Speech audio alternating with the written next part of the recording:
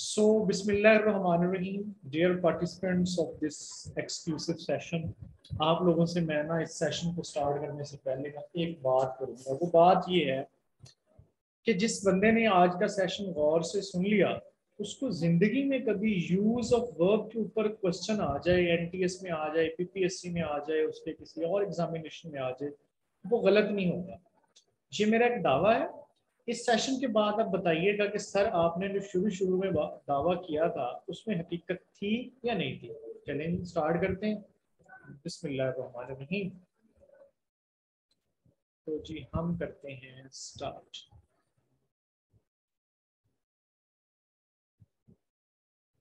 Nine वाला फिर nine वाले वक्त में देखेंगे ना जी। चलें बिस्मिल्लाहिर्रहमानिर्रहीम जी। हमारा सेशन है, इसका मैं टाइटल दूंगा यूज ऑफ वर्ब और वन पेपर एमसीक्यूज, ये प्रोफेशनल एग्जामिनेशन। ये जो यूज ऑफ वर्ब जो है उसको हम स्टार्ट कहाँ से करेंगे। देखिए वर्ब क्या होता है, किसी सेंटेंस के अंदर जो एक्शन वर्ड होता है ना उसको हम क्या बोलते हैं, वर्ब बोलते हैं। लाइक एक सेंटेंस है, राइटिंग पैड थोड़ा सा एडजस्ट करने में, एक सेंटेंस है,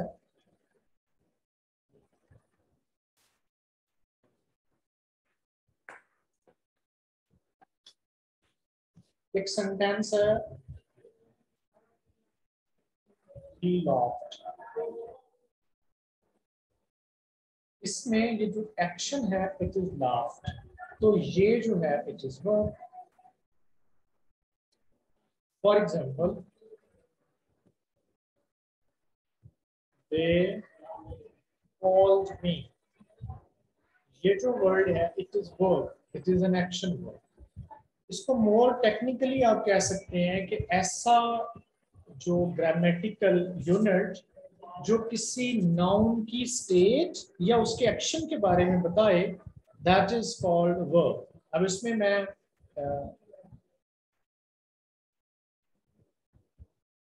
he is a good player। अब इस सेंटेंस के अंदर भी एक वर्ब मौजूद है, इसको हम वर्ब बोलेंगे, बिकॉज एक वर्ब के बगैर सेंटेंस नहीं हो सकता। एक वर्ब के बगैर सेंटेंस नहीं हो सकता। तो वर्ब जो है वो एसेंशियल इंग्रेडिएंट पॉइंट है, एसेंशियल इंग्रेडिएंट है आपके किसी भी सेंटेंस का। अब वर्ब जो होती है ना जी, वर्ब वर्ब चूंकि एक्शन है तो एक्शन किसी न किसी जमाने में होता है, चाहे वो आज हो रहा है काम, कल हो रहा है, आने वाले कल में होगा, कल हुआ था। तो इसका ताल्लुक जो है वो किसी न किसी तरह हम क्रिएट करेंगे टेंसेस के साथ। अब यहां से हमारी बात शुरू होती है। आप जब बोलते हैं ना जी, आप बेसिकली तीन जमानों में बात कर सकते हैं। जब आप बोलते हैं किसी भी चीज के बारे में बोलते हैं, किसी एक्शन के बारे में बोलते हैं, किसी इवेंट के बारे में, या तो वो इवेंट आज का है या कल का था या आने वाले कल का हो। मिसाल के तौर पे आप कुछ भी अपने मुंह से बोलें, आप इन तीन चीजों से अलग नहीं हो सकते। आप इन तीन हालतों के बाहर नहीं जा सकते। मतलब आप इसी में रहेंगे। जब भी आप बात करेंगे आप सोच लें, कोई भी बात करें आप, या कल के बारे में बात करेंगे, या आज के बारे में बात करेंगे, आने वाले कल के बारे में बात करेंगे। अपनी वीडियोस ऑफ करें सारे।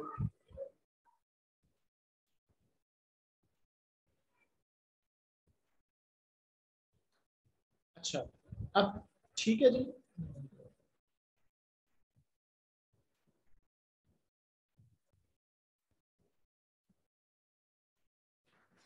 ठीक है, अब एक जमाने में रहते हुए, अब ये जो जमाने हमने लिखे इसको हम बोलते हैं प्रेजेंट, इसको बोलते हैं पास्ट, और इसको क्या बोलते हैं, फ्यूचर। ये आपके टेंसेस हैं। तो सर हमने तो पढ़ा है कि 12 टेंसेस होते हैं। बिल्कुल जी, 12 टेंसेस के तौर पे 12 पढ़ाए जाते हैं। तो हम कहते हैं कि एक जमाने में रहते हुए ना जी, आप वो प्रेजेंट है, वो पास्ट है, उसमें रहते हुए आप 4 अंदाज में किसी एक्शन को बयान कर सकते हैं। नंबर 1, आप किसी काम को जारी अंदाज में बयान कर सकते हैं। मिसाल के तौर पे आपने देखा कि कोई काम अभी जारी था, हो रहा है, अभी प्रोसेस में है, मुकम्मल नहीं हुआ, कॉन्टिन्यूस। या आप कहते हैं कि आपने कोई ऐसा काम देखा जो अभी मुकम्मल हो गया है, परफेक्ट। एक तरह से आप बात करते हैं कि आपको पता है काम जारी है, लेकिन आपको परफेक्टली पता है कि कब से जारी है, तो उसको बोलते हैं आप परफेक्ट कॉन्टिन्यूस। एक है इनडेफिनेट। डेफिनेट का मतलब क्या होता है? मखसूस। इनडेफिनेट का मतलब होता है कि जो लूज होता है, डेफिनेट नहीं होता। एक इनडेफिनेट जिसमें मुख्तलिफ किस्म के काम, जिनमें कभी रूटीन में है, कभी आदतन है, वो हम डिटेल में पढ़ते हैं, वो बयान किया जाता है। या आप कह लें कि जो ना तो जो काम मुकम्मल हो, ना जारी हो, ना हमें पता हो कब से जारी है, अगर वो ऐसा काम नहीं है और आपने उसको बयान करना है, फिर उसके लिए आप ये वाला स्टाइल या ये वाला जो पोर्शन है इस्तेमाल करते हैं। अब ये जिन अंदाज में आप किसी काम के बारे में बात करते हैं ना, इनको बोलते हैं जी एस्पेक्ट। ये कितने होते हैं? 4। एक एस्पेक्ट होता है इंडेफिनिट, एक एस्पेक्ट होता है कॉन्टिन्यूअस, एक एस्पेक्ट होता है परफेक्ट, और एक होता है परफेक्ट कॉन्टिन्यूअस। टेंसेस कितने थे? प्रेजेंट, पास्ट और फ्यूचर। 3 टेंसेस। हम 3 जमानों में बात कर सकते हैं। आज की कर सकते हैं, आने वाले कल की कर सकते हैं, गुजरे हुए कल की कर सकते हैं। हर एक जमाने में रहते हुए हम 4 अंदाज में बात कर सकते हैं। हम जारी काम को बयान कर सकते हैं, मुकम्मल को बयान कर सकते हैं, जो काम किसी खास वक्त से शुरू हुआ और अभी जारी है उसको बयान कर सकते हैं, और तीनों के अलावा एक कैटेगरी है इंडेफिनेट। हम इंडेफिनेट एस्पेक्ट में बात कर सकते हैं। तो एक जमाने में, एक टेंस में कितने एस्पेक्ट हो गए? 4। अब इन चारों एस्पेक्ट्स के अंदर, आवाज आ रही है आपको मेरी सही clear?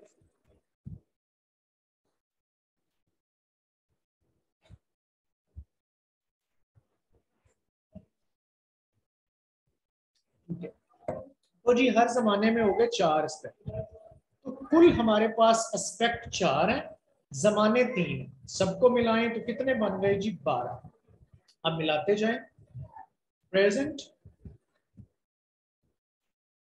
Indefinite, present continuous, present perfect and present perfect continuous.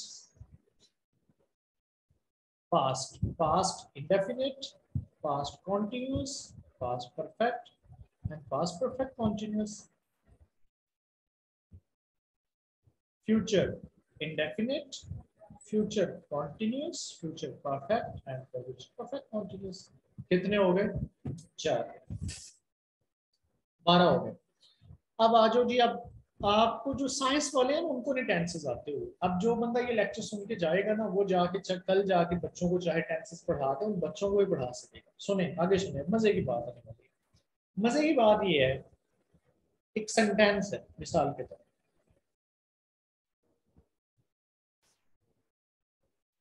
he is writing a letter,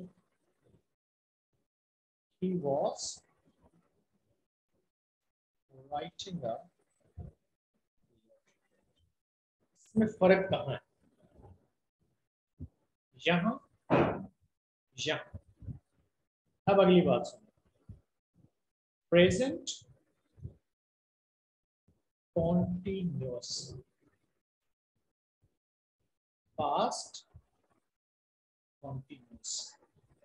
अब एक रियाजी की स्टेटमेंट है ये आपके सामने, इसमें से आप मुझे बताएं कि टेंस बदलने के साथ क्या बदलता है और एस्पेक्ट बदलने के साथ क्या बदलता है।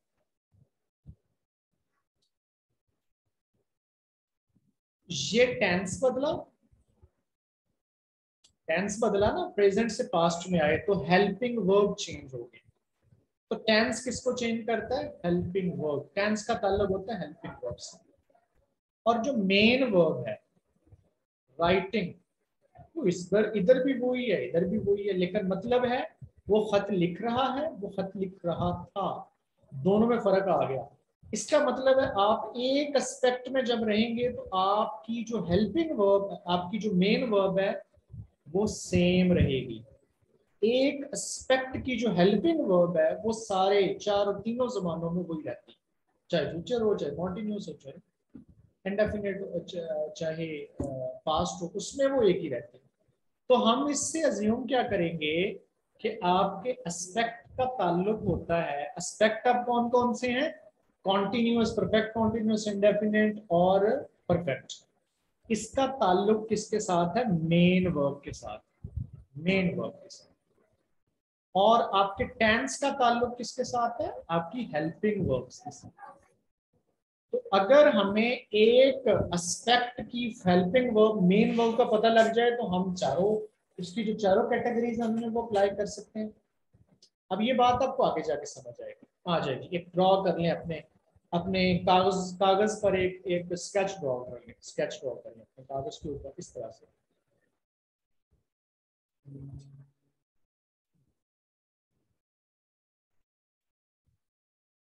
Continuous, perfect, perfect continuous, indefinite.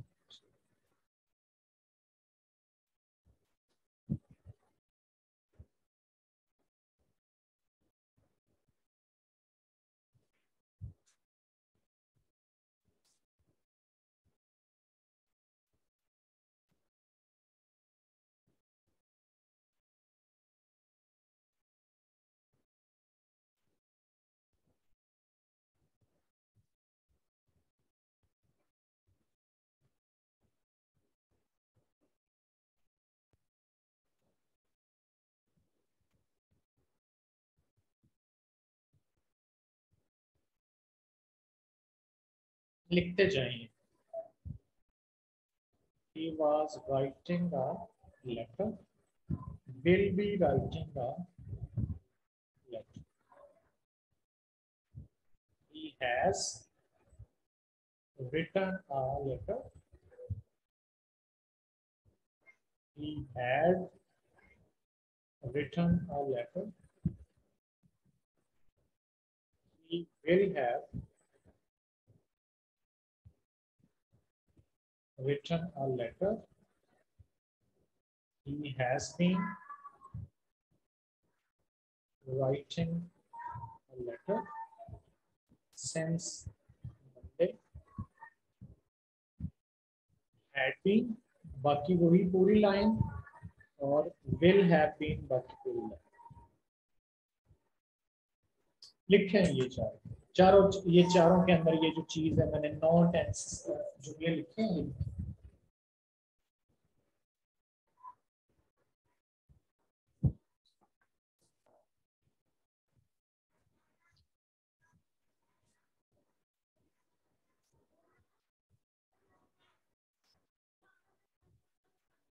लिख लेंगे।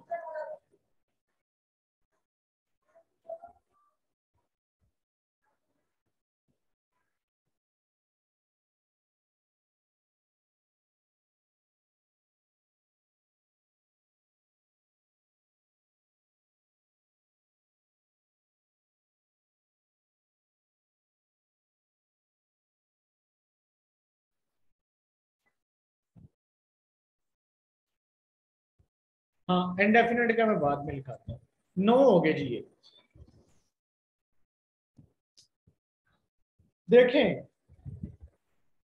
कॉन्टिन्यूअस के तीनों के अंदर आईएनजी वाली फॉर्म ऑफ वर्ब आई, आईएनजी वाली लगाई ना हमने। परफेक्ट में थर्ड फॉर्म ऑफ वर्ब आई, return, return, return. Past continuous, perfect continuous में आईएनजी वाली आई, यहां भी मैंने आईएनजी वाली लिखवाई, यहां भी आई। ठीक है। अब इसका मतलब हुआ कि 6 जो टेंसेस हैं उनमें तो आईएनजी वाली फॉर्म ऑफ वर्ब इस्तेमाल होगी, और 3 में थर्ड फॉर्म इस्तेमाल होगी जिसको रिटर्न कहा है। तो 9 टेंसेस की वर्ब्स का हमें भी पता लग गया। ठीक होगी बात। अब हम इनको एक एक करके देखते हैं। इंडेफिनेट को हम अलग से देखेंगे क्योंकि उसके अंदर थोड़ी वेरिएशन। अब हम इनको एक एक करके देखते हैं। देखें जी, हम शुरू कर लेते हैं कॉन्टिन्यूस से। कॉन्टिन्यूस हमने ऊपर लिख दिया। हमने लिखा कि इसके अंदर आती है फॉर्म ऑफ वर्ब आईएनजी वाली। इधर प्रेजेंट लिख देते हैं, इधर पास्ट लिख देते हैं, इधर फ्यूचर लिख देते हैं। उर्दू में तर्जुमा आता है समटाइम्स एमसीक्यूज में, तो वो क्या आता है,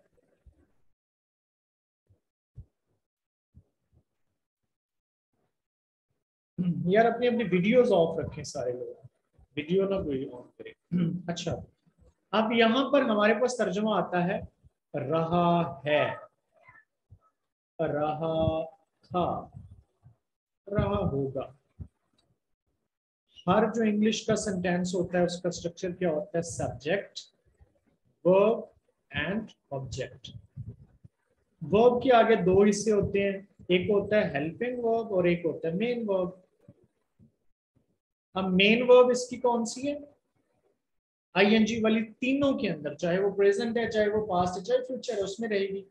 हेल्पिंग वर्ब बदलते रहेंगे। इसके हेल्पिंग वर्ब क्या है, इज, एम और आर। वो अब अपग्रेड। इसके क्या है,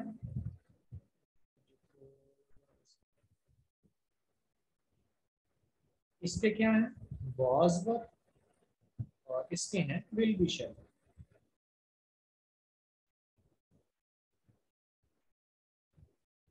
लिखें जी। अब वो खत लिख रहा है, वो खत लिख रहा था, वो खत लिख रहे होंगे।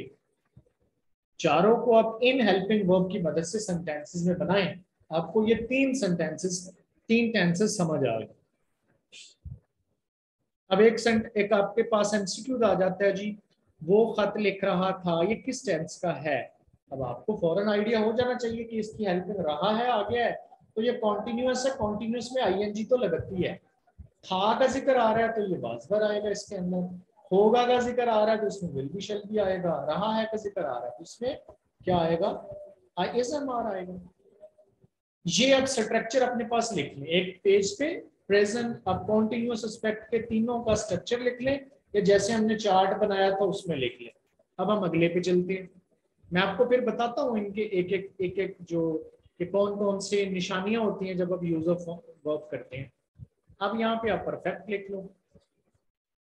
परफेक्ट के अंदर आप थर्ड फॉर्म ऑफ वर्ब लगाते हैं। प्रेजेंट का होगा, पास्ट का होगा परफेक्ट, और परफेक्ट होगा फ्यूचर का। सब्जेक्ट, वर्ब दो हिस्सों में बट गई, and then object. Main verb कौन सी रहेगी, थर्ड ही रहेगी। प्रेजेंट परफेक्ट होगा तो हैज, हैव को आप हेल्पिंग वर्ब के तौर पे इस्तेमाल करेंगे। पास्ट होगा तो हैड, और फ्यूचर होगा तो विल हैव और shall have. Form of verb third ही रहेगी। Sentences. He has written a letter. He had written a letter. He will have written a letter. I have written a letter. I had written a letter. I shall have written a letter.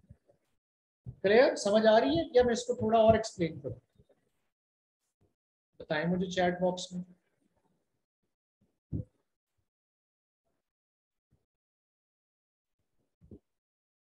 समझ आ रही है या मैं इसको थोड़ा और मतलब मैं आपको समझ रहा हूँ।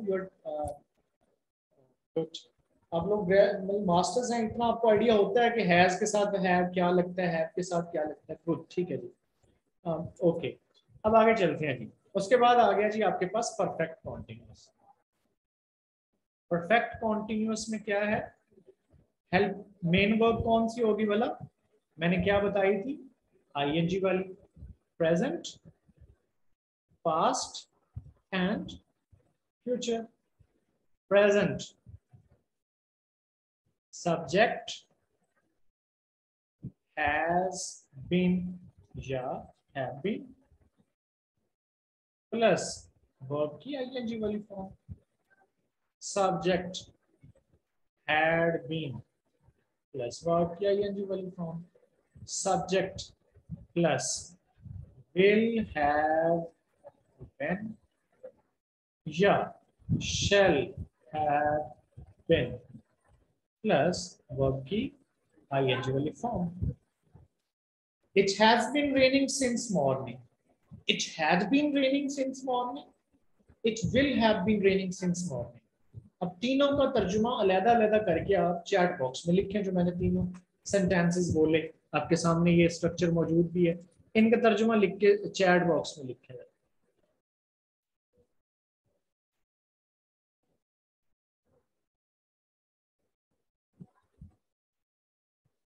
रोमन उर्दू में लिख दो ना.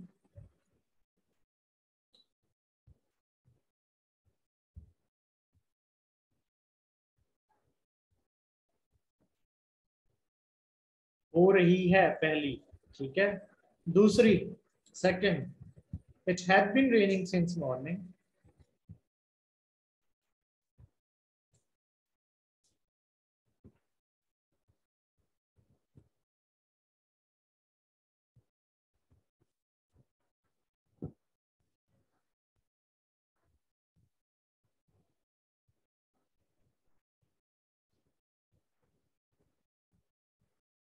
ओके गुड, बहुत अच्छा. अब आप लोगों को समझ आ रही है, मजा आ रहा है. ठीक है, अब आगे अगली बात में मजा आएगा जो हमने क्लाइमैक्स पे जाके बात करनी है ना जी, जिसका ये पूरी बातों का जो निचोड़ होगा वो यूज ऑफ वर्ब के हवाले से होगा. अच्छा, अब आ जाते हैं जी थोड़ा जिसके अंदर हम थोड़ा गैप आता है, वो है इंडेफिनिट. इंडेफिनिट के अंदर समझने की जरूरत है आपको. इसमें मेजरली जो मेन वर्ब है वो फर्स्ट फॉर्म ऑफ वर्ब रहती है, लेकिन उसमें थोड़ा वेरिएशन आता है. Present, past and future. Present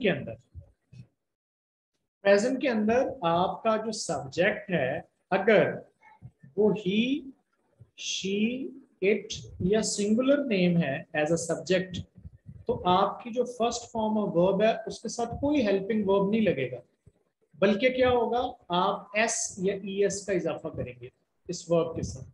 इसको डिटेल में आप देखेंगे हम जब इसको यूजर वर्ब में जाएंगे. देन आप ऑब्जेक्ट लगा देंगे. लेकिन अगर यहाँ पे नेगेटिव या इंटरोगेटिव होगा तो ये एस या एस का कॉन्सेप्ट खत्म हो जाएगा, डू या डज का आ जाएगा. अगर ये वाले हेल्पिंग वर्ब होंगे तो डज आ जाएगा. इनके अलावा कोई आपका मेन सब्जेक्ट होगा तो उसके साथ डू लग जाएगा.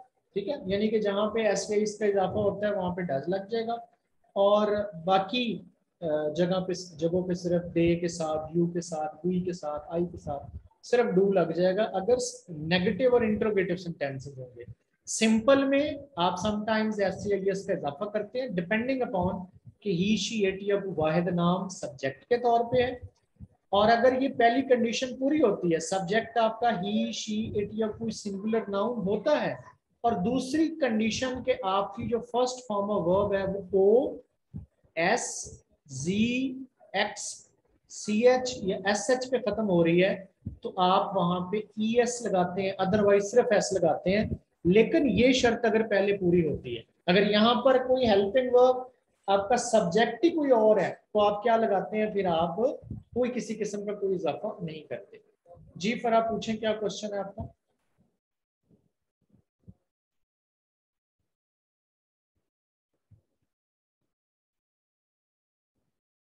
जी फिर आप बोलें, आपने हैंड रेज किया हुआ है.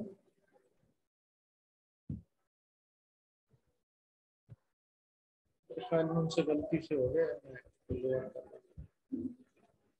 अच्छा चलें, अब आ जाते हैं पास्ट के ऊपर. पास्ट के अंदर आपका सिंपल जो सेंटेंसेस हैं उनके अंदर सेकंड फॉर्म ऑफ वर्ब लगती है, कोई हेल्पिंग वर्ब नहीं लगता. सेकंड फॉर्म ऑफ वर्ब, और ये वाहिद टेंस है 12 में से जिसमें second form of verb use होती है. लेकिन इसके नेगेटिव और इंट्रोगेटिव में आप डेट और फर्स्ट फॉर्म का इस्तेमाल करते हैं, जबकि फ्यूचर में आप विल, शैल के साथ फर्स्ट फॉर्म ऑफ वर्ब इस्तेमाल करते हैं. तो मेजरली इस तीनों के अंदर भी फर्स्ट फॉर्म इस्तेमाल होती है. सिर्फ दो थोड़ी सी एक्सेप्शंस हैं जो मैंने आपको एलेबोरेट कर दी. ठीक हो गई बात. अब अब हमारे पास जितने भी हमने टेंसेस पढ़े हैं ना, उनका पर्टिकुलर यूज है और कुछ अल्फाज हैं जो कि हमें बताते हैं कि यहाँ पे हम कौन सा टेंस इस्तेमाल करें।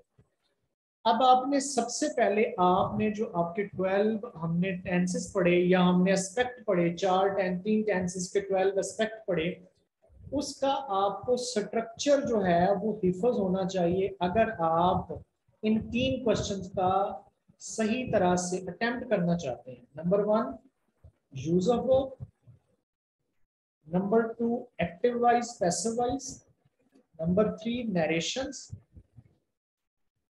नंबर 4 आपका ट्रांसलेशन।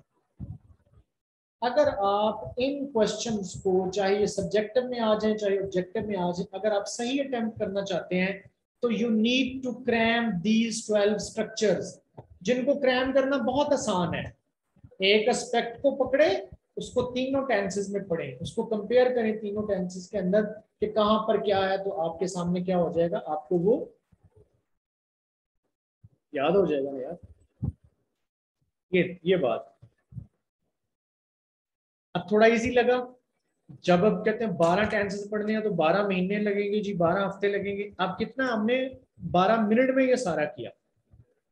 वो समझा, ये सेंस ऑफ पावर का कंसेप्ट में यूज ऑफ वर्ब में समझाता हूँ आपको, बिल्कुल समझाता हूँ।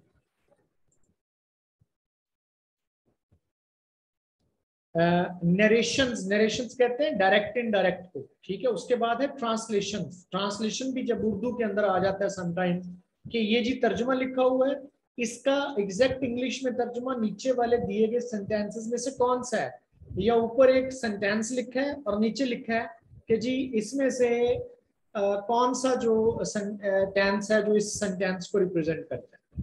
तो इसके लिए आपको यूज ऑफ ये जो सारी आपको स्ट्रक्चर्स जो है वो क्रैम करने होंगे। अब आते हैं जी हम पर्टिकुलरली यूज ऑफ वर्ब के ऊपर। अब यूज ऑफ वर्ब क्या होता है, मैं जरा जी, तो यूज ऑफ वर्ब क्या का क्वेश्चन कैसे आता है, देखें ये यूं आता है।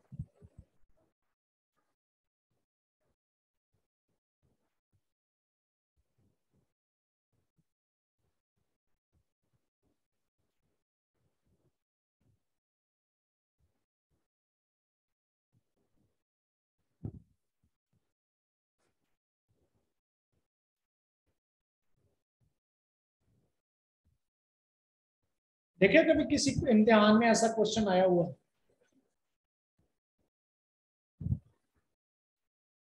बताइए देखें। ओके, ठीक है, गुड। आते हैं ऐसे क्वेश्चन, ठीक है। अब क्या होता है, हमने अब इसके पे सवाल ये है, इस पे जो सवाल बनता है वो ये है कि यार हम किस चीज से आइडिया होगा कि यहाँ पर हम फर्स्ट फॉर्म लगाएं, सेकंड फॉर्म लगाएं, थर्ड लगाएं या ये लगाएं।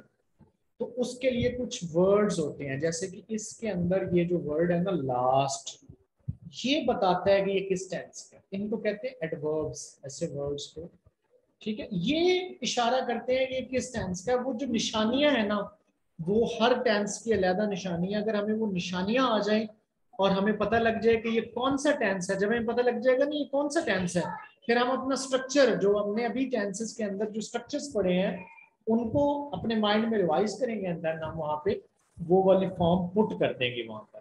अब ये जो यहाँ के लिए ये है कि ये जो लास्ट है, लास्ट, ago एंड yesterday, ये तीन वर्ड्स कहीं भी आपको आ जाएं एडवर्ब्स, आप कहते हैं कि ये टेंस जो है it is a past indefinite tense.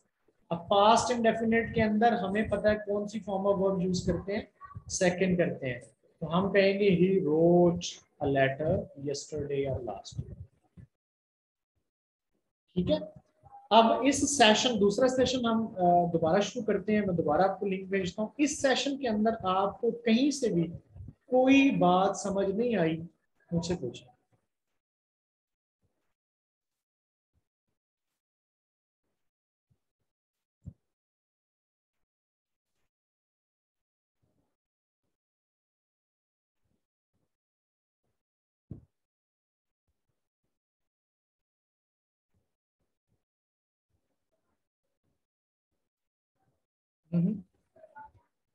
Since last day, कि मैं बात कर रहा हूँ लास्ट का, वो तो जहाँ पे सेंस आ जाएगा वो मैं अभी आपको हर टेंस की पर्टिकुलर एडवर्ब्स बताऊंगा ना, वहां पे आपको मजीद क्लैरिटी हो जाएगी। ये बेसिक, जब तक आप इसकी बेसिक मतलब ये है बेसिक फार्मूला, जब आप बेसिक फार्मूला आपको समझ आ जाएगा देन उसके बाद अगले स्टेप्स हैं, उनके अंदर जो चैलेंजिंग क्वेश्चंस होते हैं उनको अलहदा से डील किया जाता है। कि कुछ मिसाल के तौर पे मैं आपको बताऊंगा अगले सेशन में, आप मेरे साथ आए, मैं आपको बताऊंगा कि एक दो वर्ड्स ऐसे हैं जो तीनों तीनों चारों टेंसेस के अंदर आ रहे होते हैं, तो उनको डिफरेंशिएट कैसे करेंगे। एक वर्ड है वाइल, ठीक है, बिफोर, व्हेन, इस तरह के भी है।